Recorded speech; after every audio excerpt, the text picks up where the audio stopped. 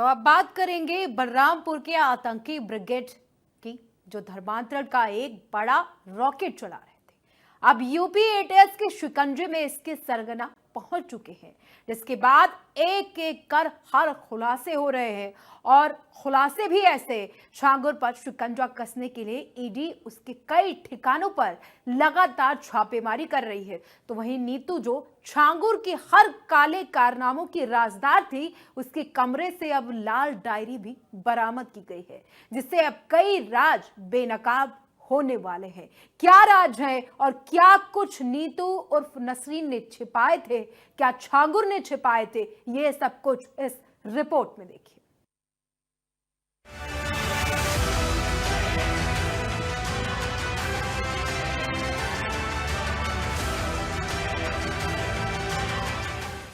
छांगुर के मिशन का खुल गया राज।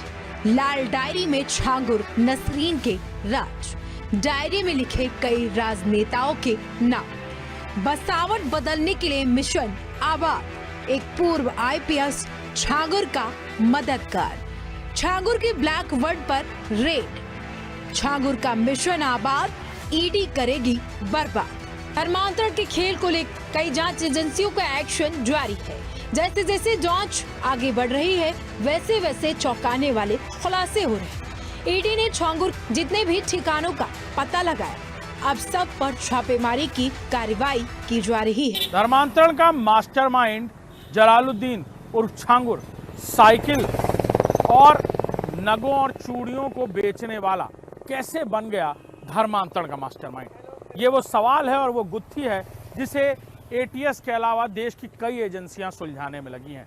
कैसे वो पूरे इलाके की डेमोग्राफी बदल रहा था, कैसे वो एक के बाद एक आ रहे करोड़ों अरबों रुपए को खपा रहा था। और सिर्फ इतना ही नहीं, नेपाल के आसपास के बॉर्डर को, इलाके को उसने खास तौर पर इस बात के लिए चुना था।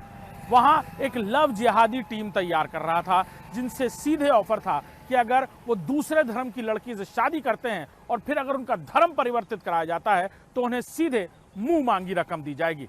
इतना ही नहीं, देश के कई अलग अलग राज्यों में महंगी महंगी जमीनें खरीदी गई और इस लैंड बैंक का इस्तेमाल इन जिहादी अड्डे यानी साफ तौर पर लव जिहाद और धर्मांतरण के लिए किया जाना था।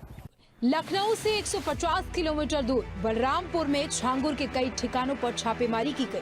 तो वहीं लखनऊ से 1500 किलोमीटर दूर मुंबई में भी छांगुर के काले साम्राज्य पर ईडी की तरफ से कार्रवाई की गई। कुल मिलाकर ईडी ने ढोंगी बाबा के 14 ठिकानों पर छापेमारी की। बलरामपुर में दुर्गेश कुमार के यहाँ पर भी ईडी ने रेड डाली। देश की एजेंसियों ने फिलहाल छांगुर और उसकी गैंग पर शिकंजा कसना शुरू कर दिया है।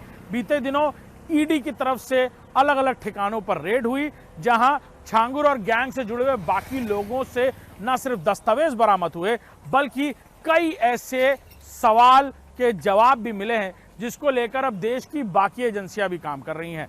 छांगुर किस तरह से ये पैसे मंगाता था और कैसे हवाला के जरिए नेपाल के रास्ते ये पैसे आते थे, इन पैसों से क्या किया जाता था। न सिर्फ आलीशान गाड़ियां, महंगे महंगे शौक पूरे होते थे, बल्कि धर्मांतरण के लिए अगले टारगेट भी ढूंढे जाते थे। छांगुर धीरे धीरे पूरे इलाके की डेमोग्राफी बदलकर एक स्टेट तैयार कर रहा था, जहां वो खुद को बादशाह की तरह बुलवाता। दुर्गेश कुमार ने छांगुर को जमीन बेची थी और उसी पर ढोंगी बाबा ने अपने गुनाहों के साम्राज्य को खड़ा किया था और योगी फोर्स ने बुलडोजर चलाया।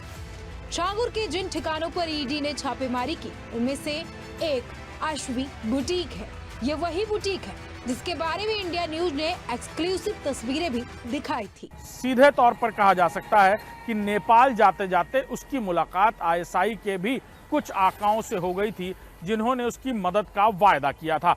लेकिन इस बीच छांगुर गिरफ्तार हो गया और ये खेल अब हर दिन खुलता जा रहा है। कैसे देश के अलग अलग इलाकों में ये जमीनें खरीदी गई, कैसे देश के अलग अलग इलाकों में धर्मांतरण से जुड़ी हुई इन विक्टिम्स को विदेश भेजने की कोशिश की गई। और कई मामले तो ऐसे भी सामने आ रहे हैं जिसमें परिवार की छोटी मासूम बच्चियों को खाड़ी देश भेज दिया गया और अभी तक उनका पता भी नहीं चल पाया। आने वाले दिनों में छांगुर और इस धर्मांतरण गैंग से जुड़े कई खुलासे जांच एजेंसियां अपनी इन्वेस्टिगेशन में कर सकती हैं। एटीएस की रिमांड के दौरान 7 दिनों में छांगुर ने कई सवालों के जवाब दिए। कैसे ये धर्मांतरण गैंग काम कर रहा था, कैसे नेपाल और 40 देशों की यात्रा के दौरान उसकी मुलाकात कई सारे लोगों से हुई, जिनको ये भरोसा दिलाने में छांगुर कामयाब रहा। इतना ही नहीं, छांगुर के घर से 1 किलोमीटर दूर मधुपुर गांव में भी घर पर ईडी ने छापेमारी की।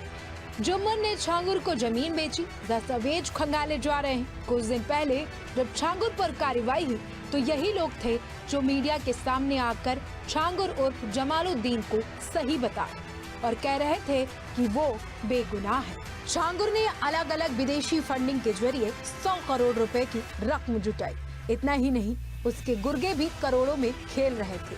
सूत्रों के मुताबिक छांगुर के करीबी नवीन ने शहजादा शेख के अकाउंट में 2 करोड़ रुपए ट्रांसफर किए। ऐसे में ईडी शहजादा शेख के बांद्रा ईस्ट के कनकिया पैलेस में 30 मंजिल फ्लैट पर और एक और फ्लैट में रेड डाल रही। जांच अधिकारियों को छांगुर के काले कारनामों के साथ नवीन अरोड़ा के अकाउंट में 50 करोड़ रुपए के ट्रांजैक्शन की जानकारी मिली। जांच के दौरान जो डिटेल सामने आई, उसके मुताबिक नवीन ने करोड़ों रुपयों का लेन देन बैंक से किया है कि वो भारत में धर्मांतरण का ये रैकेट बड़े स्तर पर चलाएगा, जिसके एवज में उसे रुपयों की, पैसों की जरूरत थी। लिहाजा विदेशों से ये पैसे आने लगे, थोड़े मोड़े नहीं, करोड़ों की तादाद में। नीतू नसरीन पहली वो शख्स जो छांगुर बाबा के इस धर्मांतरण के रैकेट में उसके साथ शामिल हुई और फिर नीतू और नवीन रोहरा के साथ मिलकर इस पूरे धर्मांतरण की दुनिया को उसने तैयार किया। देश के अलग अलग इलाकों में न सिर्फ धर्मांतरण के इस काली कमाई से जमीनें खरीदी गईं, बल्कि उसके मंसूबे भी कुछ और थे।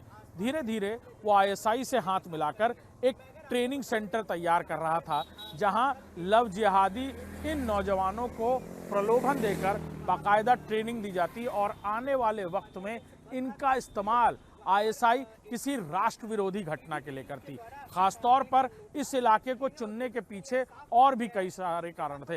राजनीति में हाथ आजमा चुका छांगुर ये जानता था कि इलाके के लोग तब तक उसके काबू में नहीं आएंगे जब तक छोटी मोटी चीज़ों में भी उसके हाथ नहीं फंसे होंगे। लिहाजा छोटी छोटी दुकानों में भी उसने इन्वेस्टमेंट शुरू किया और अपने करीबियों को वहां बिठाकर उन्हें इलाके के लोगों से घुलने मिलने दिया। यही वजह थी कि आसानी से लोग उसके जाल में फंसते गए और इतने सालों तक ये धर्मांतरण का खेल चलता रहा। बैंक ऑफ बड़ौदा के खाते में 5 करोड़ रुपए की संदिग्ध लेन देन हुई। नवीन के एक खाते से भी 16 करोड़ 22 लाख रुपए का लेन देन किया गया। बैंक ऑफ बड़ौदा के एक और खाते में विदेश से 18 करोड़ 66 लाख रुपए जमा हुए। इतना ही नहीं, नवीन के HDFC बैंक के खाते में 7 करोड़ 62 लाख रुपए जमा किए गए। वहीं छांगुर के SBI के खाते में 6 लाख रुपए विदेश से जमा हुए। नवीन ने आधा दर्जन से ज्यादा वैश्विक खाते खोल रखे थे। मतलब ऐसा बैंक खाता जो घरेलू बैंक किसी विदेशी बैंक के लिए मुद्रा रखता है। नवीन के बैंक अकाउंट में करोड़ों का लेन देन और पेटीएम बैंक के प्राइम वॉलेट और ICI के जरिए भी पैसों का जमा होना। उधर उत्तराखंड में भी छांगुर के 2 गुर्गों की गिरफ्तारी हुई, उनसे भी सख्ती से पूछताछ की जा रही है। अब कहा यह भी जा रहा है कि ईडी अब नवीन और छांगुर को अपनी कस्टडी में लेकर पूछताछ भी कर सकती है। रिकॉर्ड के मुताबिक जांच एजेंसियां पॉलीग्राफी टेस्ट और नार्को टेस्ट की तैयारी में। एटीएस को उम्मीद है कि इन टेस्ट के जरिए कई और राज खोल सकते हैं। Bureau report, India news, Uttar Pradesh, Uttarakhand.